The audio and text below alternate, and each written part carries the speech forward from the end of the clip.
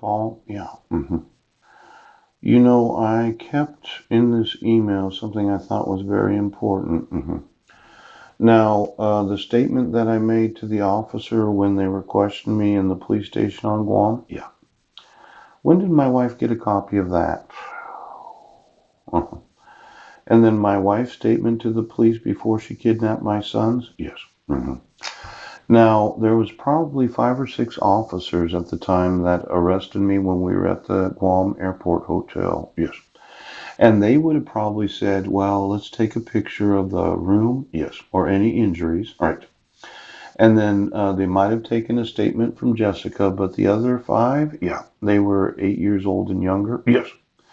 And then they would have filled out probably one of these domestic violence supplemental report forms. Right. That Heidi probably had to sign it. Ooh. Now, there was no weapons. And then a dispatch, and then there was probably a 911 phone call. Yes. Could you get me all of those? Yes. Now, the statement of the victim. Yes. I think the officers probably questioned my wife that morning. Yes. And then wrote down a whole bunch of stuff that they said, or she said. Filled out one of these forms that they have in police departments as a statement of the victim, and might have even returned and asked her to sign it. Is this what you said when I questioned you? Yes, yes. And then there was the statement of the suspect, known as myself. Ouch, ouch.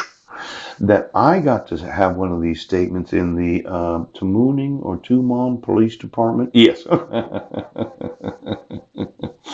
And then they put all this together. Yes. They probably handed it to the prosecuting attorney on Guam. Yes. And then my public defender got a copy of it.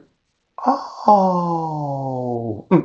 And then maybe even the judge got to see it. Yeah, that's right.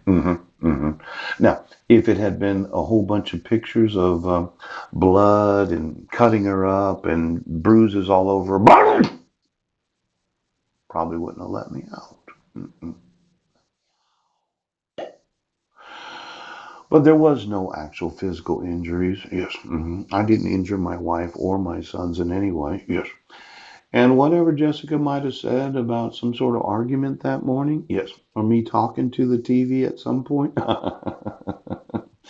And then there's this idea of the insanity of my person. Oh, oh, oh. Well, usually when you have somebody put in jail, yes, for the accusation as the suspect of domestic violence and child abuse, yeah, they include all of these photographs of the crime scene, injuries, statements, this form that they fill out. Yes. Any weapons I would have had there. Oh, is that right? And then if you had to take them to the hospital, the medical releases. You didn't actually have that here in Washington State. That's what they had.